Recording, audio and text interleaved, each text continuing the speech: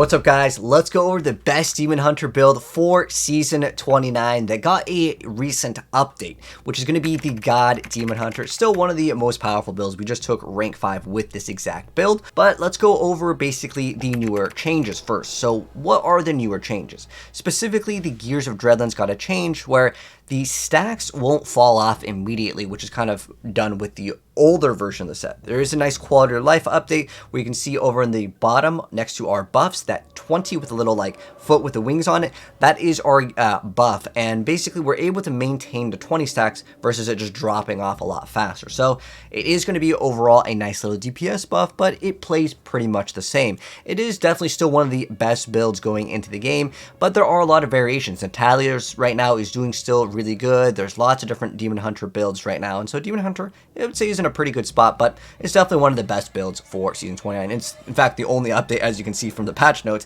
that Demon Hunter got. So it's the best, newest build with an update, too. And again, it still could be argued that it's like the best build. The other thing that is changing with Season 29 is the ability to put in Paragon points into one stat. So you can put 200 points into attack speed versus before you were only allowed 50 into every single stat, which is nice because it allows you to reach certain breakpoints a lot easier. I like to have at least 2.14 attacks per second. There is a detailed guide over on the Macro website that kind of explains this more, but basically the more attacks per second that you get, even though you're using strafe, will actually activate Hungering Arrow more frequently. And so there's a whole breakdown of this, but pretty much get more attack speed, it's going to benefit your character more. But there are certain times where if you don't push to a next number, getting more attack speed is not going to do anything unless you reach certain breakpoints. And again, to kind of explain it, just get 2.14, but if you want to read more details, you can go to max roll on that. And I just want to go over the build that most people want to know is like in terms of the pieces of gear and stuff, and that's more in the min-max department, but the information is out there. So starting right off, let's go over the way that the build plays and how you are going to use your skills. So at the start of the Rift, you want to activate Hungering Arrow until you see that you've got 20 stacks. Once you get your 20 stacks,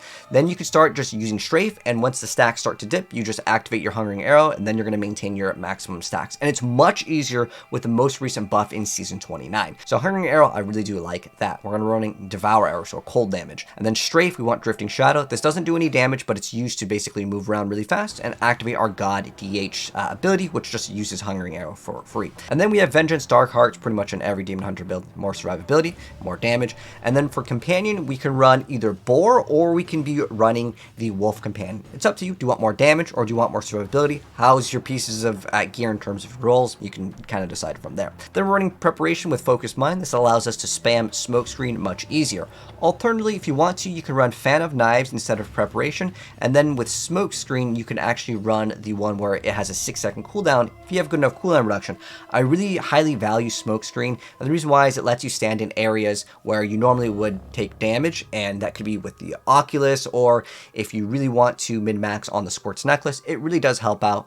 So I really recommend trying out Smokescreen with either Lingering Fog, or you can run these special recipes so you can get reduced costs, or Displacement's also decent, but I also really like Vanishing Powder. I mean, honestly, most of them are pretty good with the choices on Smokescreen. And then in terms of our passives, if you are running Dawn and Fortress Ballista, which is basically two one-handers, you can run Archery if you want to, but pretty much the go-tos are going to be Ambush, Coal of the Weak, and Numbing Traps. If you want to run a Cheat Death instead of Archery, that's totally fine, but this one you do get both of the benefits, so that's extra. If you're running a hand crossbow, that's extra crit hit chance, and because you can actually gain 75 crit hit chance in this build relatively easy, again, with the new Paragon update, if you want to, you can get that. And then in terms of what we're running inside of the Kanai's Cube, we're running 9th Series Satchel, or you could run Dawn, or you can run Fortress Ballista. It's kind of up to you, but notice this will change your attacks per second and your crit hit chance, but you get massive amounts of extra crit hit damage if you run a 2 one-handers because you get to throw in 2 emeralds, which significantly increases your DPS, and you can scale the extra crit hit chance that you would lose and the attack speed in the Paragon tree right now.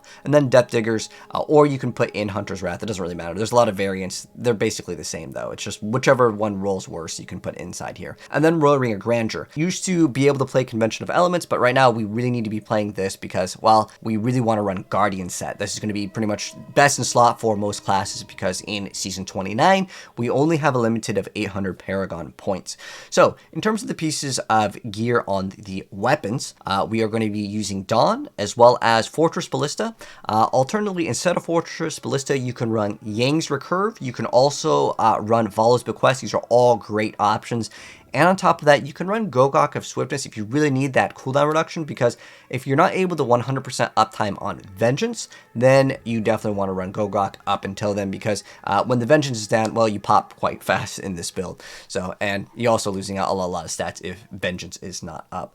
So ideally, getting cooldown reduction on your weapons is kind of the most important stat, but if you can get area damage, it's always great to get additional area damage with this build. But then we're just throwing emeralds in our weapon. And then for the boots, the important thing that would be different is you actually want to get movement speed so you can put more points into your other stats, because basically movement speed on the Paragon tree actually did get nerfed in the most recent Season 20. Basically, it takes more to get to the same amount. And then for our rings, we're running focus and restraint just like you normally would. Getting that crit chance, crit damage is good. If you get cooldown reduction, that's also another nice thing to have. I really like to get a lot of cooldown reduction for this build, just so I can spam smokescreen, honestly. It really helps out keeping your Squirt's necklace up, because that's a huge, massive damage increase. So yeah, focus and restraint. And then for the pants, nothing special other than getting that hungering arrow damage on your pants.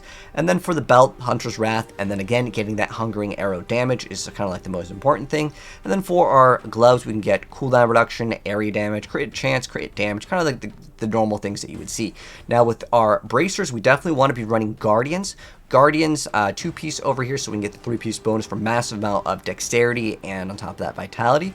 So you actually do want vitality in this season on a lot of the rules. Sometimes you'd want all resistance, but vitality is actually really strong, especially since you can just slam all your points into life percent and just basically double your life in this next upcoming season, which is great because Fortress Ballista gives you a shield based off of your life, which again, more survivability for your Squirt's necklace. So on your gloves, or your bracers here, you want to get that cold damage as well as crit hit chance. But for the gloves, yeah, it's pretty much the go-to. You get crit chance, crit damage, area damage, or cooldown reduction. Any variance of those is excellent. For our shoulder piece, the most important thing is actually going to be the cooldown reduction, and getting the area damage is nice, but cooldown reduction is kind of the most important thing for this build, because again, Vengeance, when it's down, you melt pretty fast. Now this is one of the most difficult things to roll for a lot of builds, and that is getting Guardians. However, with this build, it's kind of nice because all you really need to do is get your main stat, and then it usually will have some sort of defensive stat, and then getting that crit chance on a socket.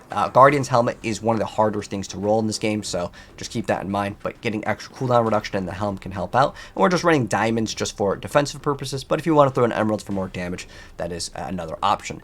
And then for our necklace, just like most builds, Scorched Necklace is excellent. So you want cold skills deal more damage, crit chance, crit hit damage. And then in terms of the legendary gems, we want Bane of the Trapped, we want the Simplicity Strength, and we want the Gogok. So Gogok is going to activate once we start spinning with our strafe. We're just going to be building up stacks. That's more damage as well as damage reduction, and it's just great. And pretty much that is going to be wrapping it up for the most part. That's all of the different options. If you wanted to play Yings though, it is quite nice to have Yings, and then you could basically spam smokescreen a lot more often. It does require more button pushing, but in my personal opinion, I like it a lot, and it's actually up on the leaderboards. It's in the top 10 right now, and I would say it is viable. So there's lots of different ways that you can play. Again, Vallas Bequest, Yings, any variants of dropping Fortress Ballista, but I really like this for Squirt's Necklace. It depends how lazy of a player are you, because I usually like to play lazy, and if you really want to do pushing, then you may want to drop Fortress Ballista for Vallas Bequest, because it's in theory more damage, but you have to be kind of cautious, because Squirt's Necklace, once that drops, I mean, you're losing 100% of your extra bonus damage from the